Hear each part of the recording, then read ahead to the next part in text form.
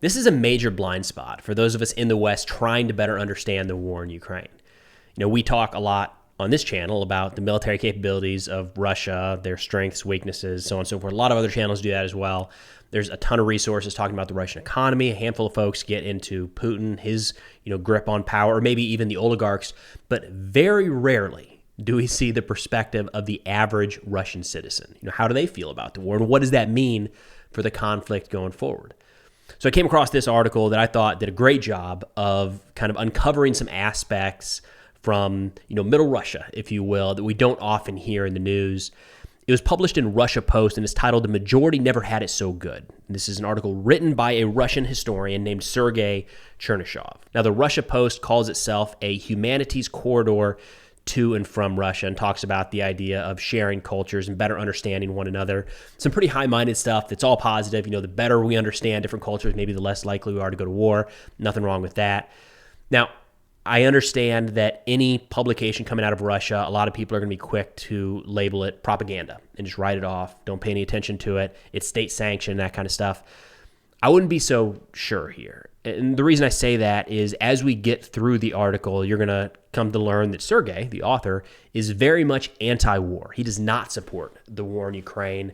And part of the reason, or it looks like the reason he's writing this article, is kind of grappling with the challenges that Russia is going to have with coming to terms and recognizing the damage that they have done to their reputation, to their nation as a whole over the next few generations. The whole piece here is essentially Sergei going back to visit his parents and explaining where they lived. He said, "There are no asphalted roads, no sewage systems. Telephones and natural gas only appeared about 15 years ago. And about 10 years ago, foreign cars started appearing next to the fences. Nothing has changed in the last 5 years." It's kind of going to be a theme throughout this article, is relatively small town, kind of a suburb is how he describes it.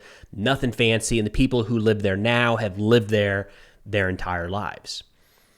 He talks about how on his parents' street there's a war hero, a former Wagner soldier, and before that, a hardened criminal who's currently living at his parents'. He says, as long as I can remember, he was always in prison, either for petty theft or hooliganism. He would get out for a couple of months, drink, rob, and end up back in prison. Now he has a medal and a brand new car. He took his parents to the sea for vacation, and they supposedly cried with pride for their son. This is an aspect the author's going to get into, the money being provided to anybody joining the military that I feel like we're just missing entirely. How often do we see the average salary of a Russian soldier or a Wagner fighter, and it's a couple $1,000s, and you say, well, that's maybe that's below the average household income here in the United States. So what does that even mean? But for some of these areas in Russia, it's a life-changing amount of money, and we're writing it off like it's nothing. It's all relative. It's entirely relative. And I think this also brings up another aspect. I'm going to try to avoid going on a major tangent here, but when we have these convicts, criminals, convicted criminals coming out of prison to fight for a nation, the author here doesn't like it, right? He's not happy that this guy he grew up with, always in and out of jail, always causing problems, is now this local hero. But it did kind of make me think, how would we view that? Somebody who's repeatedly broken the law, but then they go off and they fight for our country. And in our view, they're defending our freedom. They're fighting on our behalf, sacrificing their body. Would that trump everything else? And all of a sudden they are a war hero? I think it might. I don't know. It's a difficult situation to try to put yourself in, to understand how you would feel when those people would come home. But in talking about people joining the conflict, he says right across the street is a lady who says that her son-in-law has been talking more and more about volunteering for the war. After all, the loans will not pay themselves back. So this article was written in September 2023. Right? Like, the war has been going on for a year and a half at this point. There's no confusion about how many people are coming back dead and wounded, missing limbs, but it's still a viable option for people on the financial front. Right? Got loans to pay back. One way to go about doing that is joining the military. And for all of the negative publicity we see all the time about the war in Ukraine, there's still plenty of people who need that money and are interested in joining up for just that reason. The author says, I think about it in terms of these kids still joining up to fight when I watch the usual YouTube debates between liberal immigrants, where they say that because of the unbearable pressure on sanctions, the people will soon understand that the Putin regime took everything they had away. They will understand and hopefully rise up. Maybe not rise up, but at least sabotage the regime or something like that. How long have we heard that in major publications here in the United States or Western Europe, anywhere around the world, right? Just give it time. These sanctions are going to take hold and the people are going to rise up and they're not going to have any of it. Since day one, right? And not just random commenters on YouTube, as the gentleman mentions here, but like major notable news organizations talking about the fracture of the Russian economy and how the society isn't going to deal with this for long. Putin's reign is coming to a close. But here we are 20 months later, and you can pull up any number of charts and graphs to show why the Russian economy is not as strong as it once was. But how does that actually translate to the people on the ground? And that's something the author gets into here. He talks about watching something where this person tried to list all of the losses of the Russian people in order to prove that not all Russians are benefiting from this war. The list included the national currency and property values had collapsed. The world was being closed for tourists. Prospects for children to study abroad were being canceled. Civil rights and freedoms being curtailed. Education and culture degrading. Families being separated due to immigration, and etc. And he said, after reading this list, I once again thanked fate that I was not born in Moscow and had not lost touch with reality. There's just not that many people that all these things apply to, right? National currency and property values, I understand how that trickles across the broader economy, and we're going to talk more about that in a second. But, the world being closed for tourists, for Russian citizens not to be able to travel abroad. Remember at the start of this article, he said none of these people had ever left this town their entire lives. What do they care if they can't go abroad, right? The prospects for children to study abroad being canceled, their kids aren't studying abroad. They're studying the same schools that they went to when they were kids. So zero impact on some of these villages, right? The author continues saying, if we take 2/3 of the Russian population as the, quote, Russian people, then the Russian people have not lost any of this because they never had any of it to begin with. Think about that. So for all these sanctions, and you see the lists coming out of different oligarchs and different companies being clamped down on and assets frozen and things like that. But how much of that is actually trickling down to these little villages all across Russia? And the answer was not a lot previously, and it's not in turn going to have a major impact now, at least in the very short term. And I got it. There's the argument that all the sanctions are tied to inflation and prices are going up, and the author addresses that. He said, so what that prices in stores have gone up, that people never believed in stores, which is quite the phrase. I don't think I've ever come across that before. He said, the people have potatoes and jars of pickles in basements for the whole winter. We will survive somehow. So overall, the people have not lost anything. They have nothing special to lose. And I think this is where we struggle in a lot of the assessments of where this war is going to go. Is it's so easy to think of people in any other country as just like us, maybe just speaking a different language. And that's just not the case. We've all grown up in different circumstances. We have different personal, family, and national histories. We have different expectations. We have different goals. We have different hopes for the future. We can't easily recognize, for somebody who's never lived in Russia, can't easily recognize the perspective of the Russian citizen going through this, right? And I think we overlook that a lot in trying to figure out what their support might be for the war. And that's kind of where this goes next. They say, but what did they get? They got a lot. First of all, money. So much money. They say one man came home from the war with 3 million rubles, which is roughly $30,000, which he and his friends spent in 10 days. $3,000 a day for the guys on limitless alcohol and prostitutes. Just going for it there. It says those who have families, meanwhile, come home and go to the sea, buy apartments, and upgrade their cars.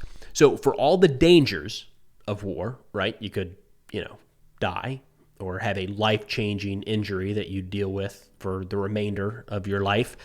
It's also offering the possibility for these people to make positive changes in their life. Well, in terms of the family men, they're buying apartments and upgrading their cars. But I think for the single guys coming home, they probably would say that $3,000 a day alcohol and prostitute was probably a positive for them too, right? That wasn't possible before the war. The war is offering those possibilities to some citizens of Russia. The author adds that secondly, they get to feel that they're a part of something great, just as our grandfathers defeated fascism. We are defeating Nazism in Ukraine, or whatever is there now. At the same time, we are beating the gays, the Jews, the entire collective West, Freemasons, everyone. I haven't heard Freemasons thrown there in the mix. I didn't know that was why Russia was in Ukraine. But, learn something new every day. All of these are a part of the reasons here for Russia fighting Ukraine. Those are all pretty standard kind of Russian propaganda points. about what they're fighting against and what they're standing up against, things like that. And of course, it's going to have an effect, right? Why do you join the military? XYZ reasons. These are some of the reasons people are joining the military. Of course, they're tying it back to World War II. It's not crazy, and it's understandable that within a segment of the population, within a segment of any population, there's going to be that pride. And we are taking part in now what our grandfathers, what our fathers, what our forebears did to protect this nation. So of course, that's going to be ringing true to a handful of people. So on the one hand, from the Russian civilian perspective, kind of out in the country, not necessarily in Moscow, you've got all these positives, right? They're making more money. Their kids are coming home war heroes when they're not dead, and they're able to stand up and carry on the fight that their grandfathers first started. So what do you present as the negative here? The author says, what can be offered to the people who, thanks to the war, got rich and feel great, like kings? Clips about the palaces of corrupt officials? The people have known for a long time, since the 90s, that they were robbed. That's not news. And this is another aspect where I feel like as more focus from the West has gone into Russia and Ukraine, we've looked at the corruption levels in some of these governments and with some of the government officials and said, oh, we just got to expose that, get that out there in the open, and the people are going to rise up. And the author does a great point of saying, like, that's not news. Everybody's known that for a long time. It's not a secret. It's just kind of understood. It's not a Russian thing. It was like this in the Soviet Union.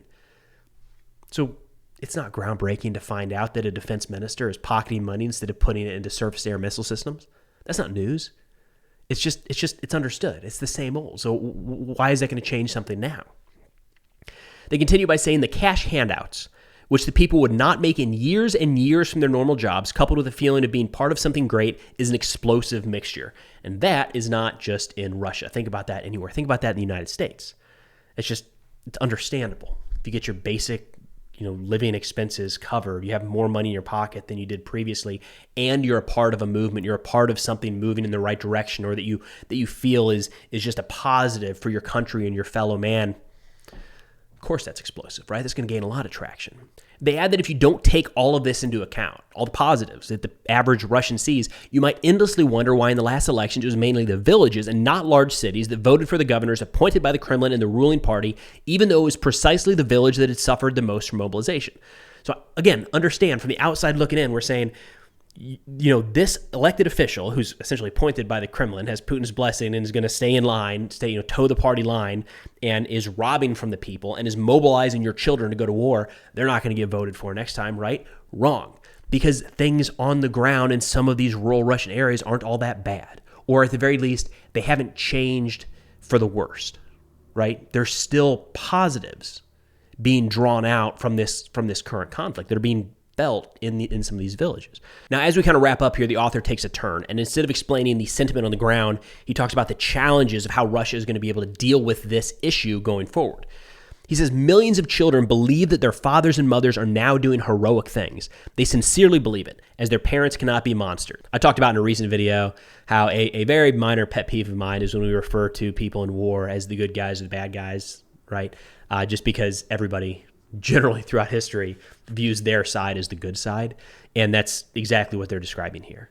These kids see their parents going off to war. Their parents are doing the noble thing. They're doing the patriotic thing. They want to follow in their parents' footsteps.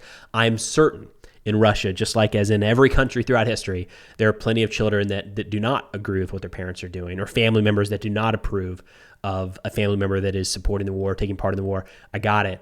But it is very, very hard for us to see through that as people. They say for public repentance after the end of the war, we will have to wait until these children grow up and have their own children, so that these not yet born children can be told that their grandfathers committed undignified acts.